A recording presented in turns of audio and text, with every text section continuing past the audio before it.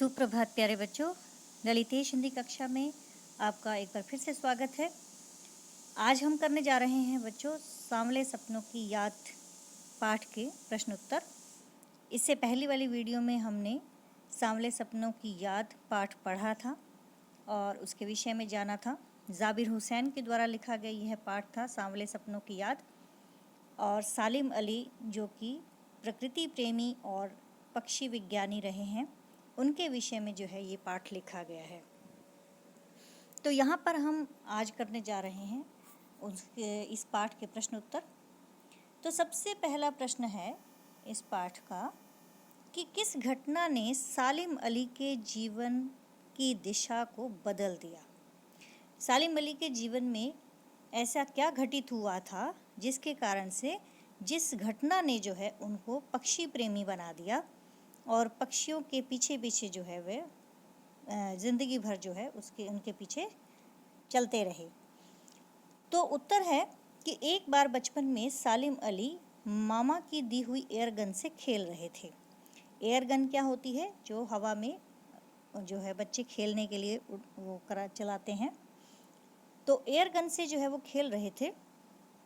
उसी air gun से एक गोरैया जो थी वो घायल होकर गिर पड़ी थी। गोरैया छोटी सी चिड़िया होती है जो कि आप अक्सर अपने घरों में देखते हैं। उसी एयरगन से जो है एक गोरैया घायल होकर गिर पड़ी और इस घटना ने सालिम अली के जीवन की दिशा को बदल दिया। सालिम अली गोरैया के विषय में जानना चाहते थे, तब मामा ने उन्हें नेचुरल हिस्ट्री सोसाइटी यानी BNHS जाकर गोरैया की पूरी जानकारी प्राप्त करने को कहा और वहां जाने के बाद उनकी रुचि पूरे पक्षी संसार की ओर मुड़ गई और वे पक्षी प्रेमी बन गए। कहने का अर्थ ये है कि सालिम अली की जो रुचि बनी उस गोरैया के घायल होने के पश्चात वो जानना चाहते थे ये छोटे से पक्षी के विषय में कि ये जो है पक्षी कहाँ का है, कैसे है, इसकी पूरी जानकारी उन्होंने प्राप्त की और इसमें उनकी मदद उनके मामा ने की और उन्हें जो है नेचुरल हिस्ट्री सोसाइटी BNHS में जो है जाकर उस गोरैया की पूरी जानकारी के लिए प्राप्त करने के लिए उनसे कहा। तो इस प्रकार से वे पक्षी प्रेमी बन गए।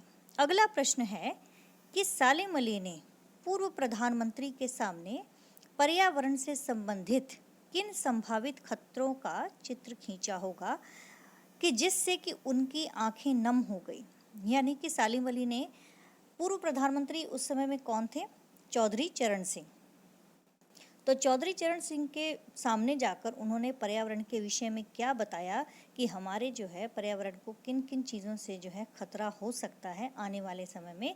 तो जो चित्र खींचा उन्होंने उनके सामने जाकर, तो कौन सी ऐसी बातें उन्होंने बताई जिसके कारण से प्रधानमंत्री की आंखें नम हो गई थी।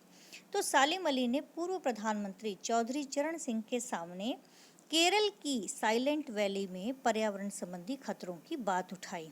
यानी कि केरल की साइलेंट वैली है, वहाँ पर जो है हमारे एनवायरनमेंट को, पर्यावरण से को जो है किस प्रकार से खतरा हो सकता है, इन बातों के विषय में उन्हें आगाह किया और उससे जो है होने वाली क्षति से अवगत कराया कि क्या हानि हो सकती है। क्षति का अर्थ होता है हानि। तो इन से जो हमारे पर्यावरण को क्या खतरा हो सकता है उससे अवगत कराया होगा। और उस समय में केरल पर जो है रेगिस्तानी हवा के गर्म झोंकों का खतरा मंडरा रहा था कि केरल के ऊपर जो है रेगिस्तानी यानी कि मरुस्थल के रेगिस्तान की तरफ से आने वाली जो गर्म हवाएं थी, अगर उनकी गर्म हवाएं जो हैं उस पर आती तो हमारे पर्यावरण को खतरा हो सकता था और पर्यावरण जो है इससे वहाँ पर दूषित हो रहा था। दोनों ज़मीन से जुड़े इंसान थे। दोनों कौन? सालिम अली और चौधरी चरण सिंह। दोनों ही ज़मीन से जुड़े हुए इंसान थे। उन्हें वातावरण की सुरक्षा का पूरा ध्यान था और पर्यावरण के दूषित होने के खतरे के बारे में सालिम अली की चिंता देखकर उनकी आंखें नम हो गई। कहने का अर्थ क्या है कि सालिम अली जो थे उन्होंने जब प्रधानमंत्री को उनके विषय में बताया तो उनकी आंखें जो हैं ये सोचकर नम हो गई कि आने वाला समय वो कितना खतरनाक हो सकता है। अगर हमारा पर्यावरण दूषित हो गया, हमारा जो है वातावरण दूषित हो गया, तो हमारे वन्य जीव और जीव जंतु और प्राणी वो किस प्रकार से जो है बीमारियों से ग्रसित हो सकते हैं और किस प्रकार से जो है ये दूषित वातावरण जो है मनुष्य को भी प्रभावित कर सकता है। तो इन चीज़ों को सुनकर जो है सालिम अली की चिंता को देखकर जो है उनकी आंखें नम हो गई। अगला प्रश्न है, लॉरेंस की पत्नी फ्रीडा ने ऐसा क्यों कहा होगा कि मेरी छत पर बैठने वाली गोरैया लॉरेंस के बारे में ढेर सारी बातें जानती है। अब लॉरेंस की पत्नी D.H. लॉरेंस जो हैं, इनके विषय में जो बताया गया है कि ये भी पक्षी प्रेमी, पक्षी विज्ञानी रहे हैं। तो लॉरेंस की पत्नी फ्रीडा ने ऐसा क्यों कहा होगा कि मेरी छत पर बैठने वाली गोरैया लॉरेंस के बारे में ढेर सारी बातें जानती है। तो लॉरेंस की पत्नी फ्रीडा जानती थी कि लॉरेंस को गोरैया से बहुत प्रेम है, यानी कि चिड़ियों से, पक्षियों से बहुत प्रेम है।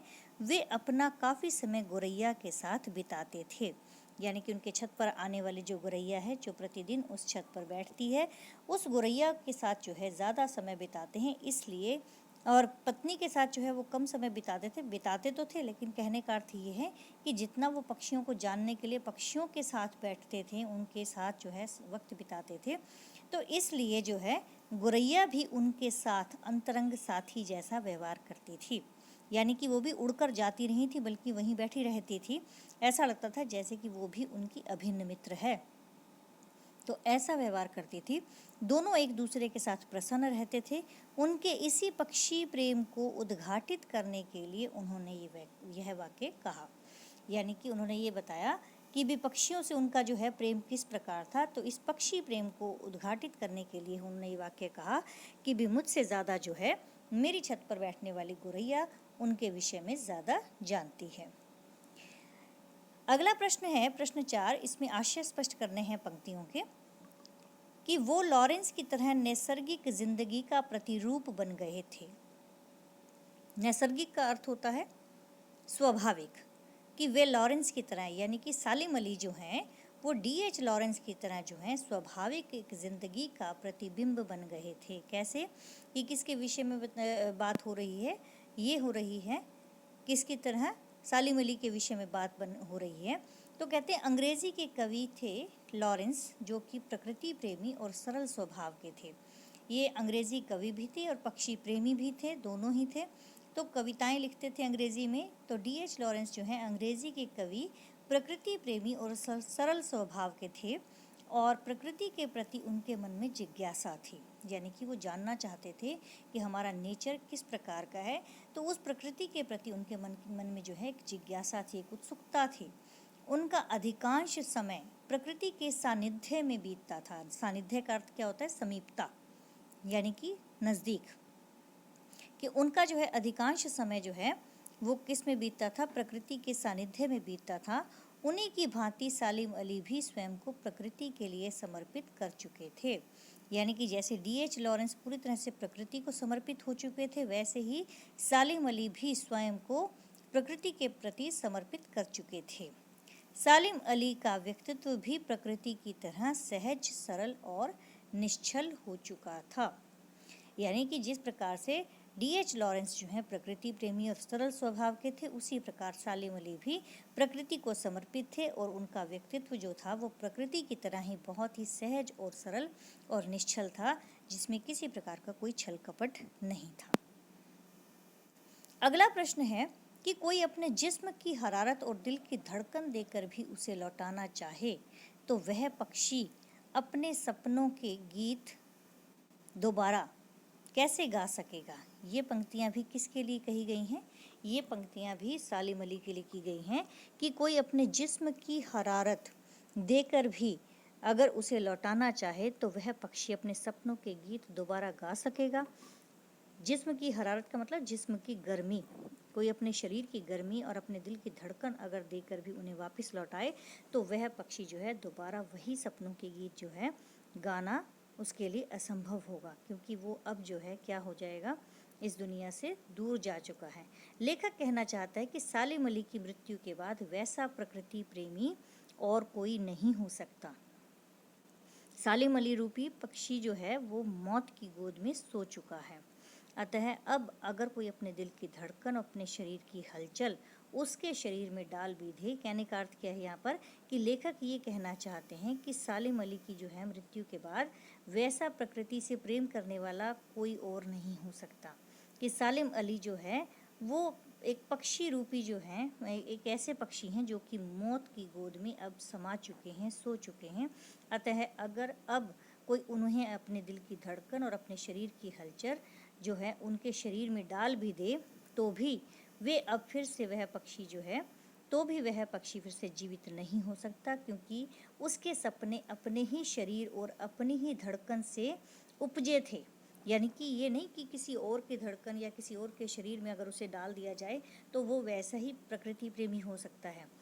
क्यों? क्योंकि ये जो थे सालिम अली स्वयं का अब उनका एक अपना व्यक्तित्व था, उनके अपने सपने थे और ऐसे ही हर किसी के अंदर भीतर जो है इस प्रकार की प्रकृति के प्रति प्रेम नहीं उपजता।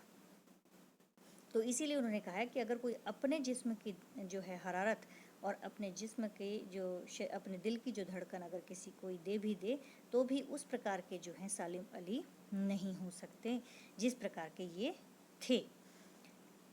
उनकी जो है आशय यह है, कहने का अर्थ यह है कि मृत व्यक्ति को कोई जीवित नहीं कर सकता, जो मर चुका है वो वापस जीवित नहीं हो सकता।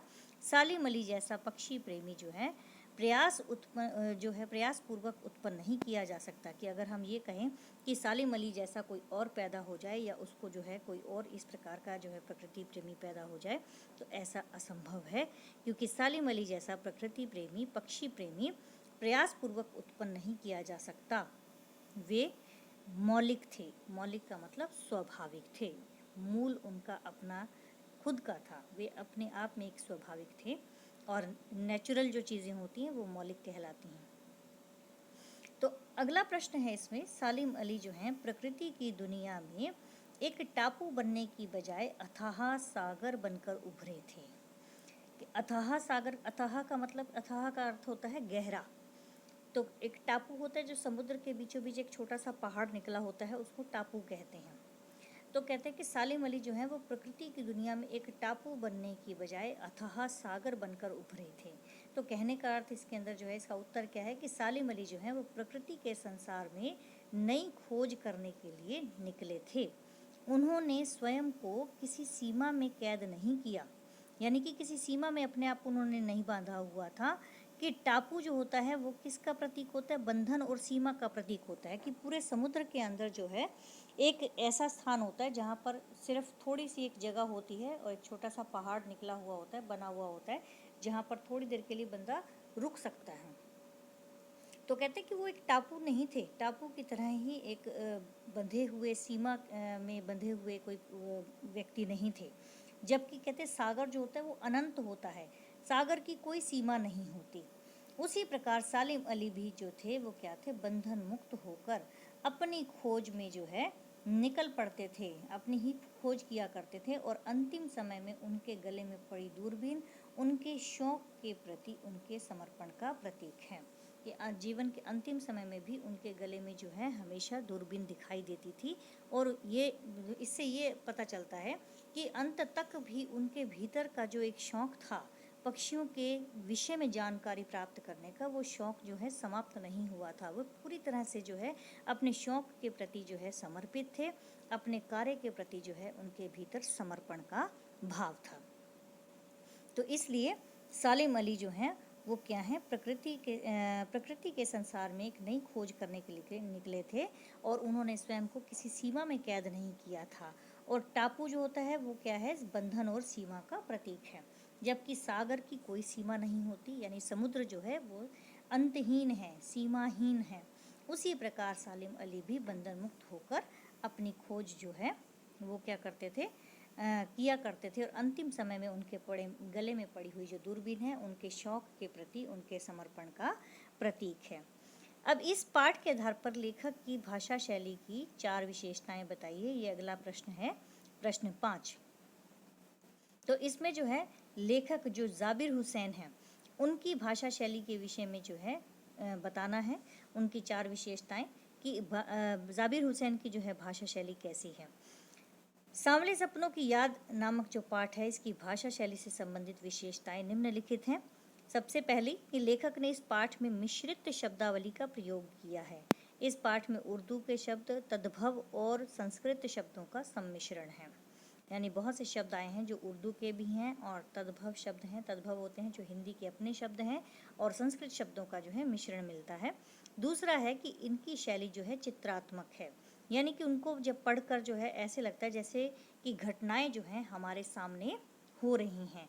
तो पाठ पढ़ते हुए इसकी घटनाओं का चित्र जो है वो उभर कर हमारे सामने आता है। तो इसलिए इनकी शैली जो है वो चित्रात्मक शैली है। लिखने की जो शैली है, शैली का अर्थ होता है ढंग, इनके लिखने का जो ढंग है वो चित्रात्मक है। कलात्मक उनके हर वाक्य में है। कलात्मकता जो है इनके हर वाक्य में दिखाई देती है। वे सरल सीधे वाक्यों का प्रयोग नहीं करते बल्कि जटिल वाक्यों का प्रयोग करते हैं। जटिल का अर्थ होता है कठिन, तो कठिन वाक्य जो है इनके उसमें दिखाई देते हैं। चौथा है अपने मनोभावों को प्रस्तुत करने लेखक ने अभिव्यक्ति शैली का प्रयोग किया है। यानी कि अपने मन के जो भाव हैं उनको प्रस्तुत करने के लिए लेखक ने अभिव्यक्ति शैली का, यानी कि अपने आप को जो है आगे होकर जो है दिखाने का प्रयास किया है और अभिव्यक्ति शैली जो है उसका जो है प्रयोग किया है इन्होंने अपनी भाषा के अंदर। तो जाबिर हुसैन अलंकारों की भाषा में लिखते हैं। उपमा, रूपक और उनके जो हैं प्रिय अलंकार हैं।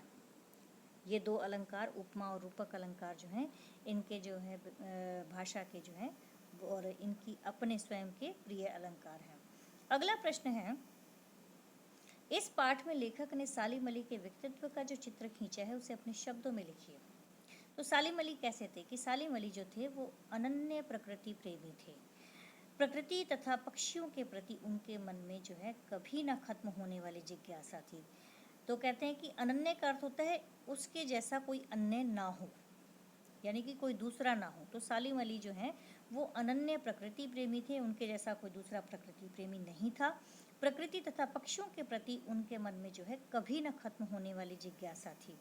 लेखक के शब्दों में उन जैसा बर्ड वॉचर शायद ही कोई हुआ हो। बर्ड वॉचर का मतलब पक्षियों को देखने वाला, पक्षियों को देखने वाला उसको कहते हैं बर्ड वॉचर।